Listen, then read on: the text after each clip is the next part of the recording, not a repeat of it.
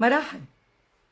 دعونا نتحدث عن جهاد النكاح وزواج المتعة، أو كما يسمى أحيانا نكاح المتعة. لنبدأ بجهاد النكاح.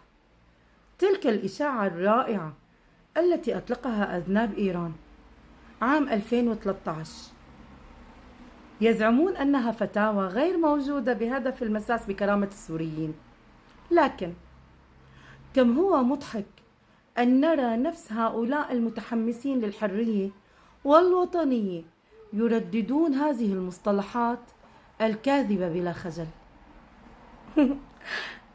وفي نفس الوقت هؤلاء المتحمسون أنفسهم يشنون حربا شعواء علينا عندما نصف ذيول الحرس الثوري في المنطقة بأبناء المتعة، لأنه كما نعلم جميعنا أن زواج المتعة ليس إشاعة نختلقها أو كذبة نفتريها، بل هو حقيقة مشروعة في معتقدات الحرس الثوري وأذنابه. ولنكن واقعيين أكثر،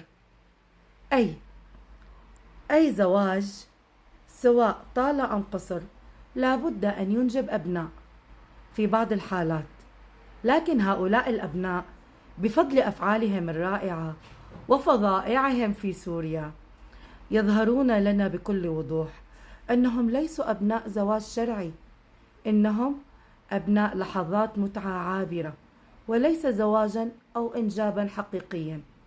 كم هو جميل أن نرى هذه الحقائق واضحة كعين الشمس.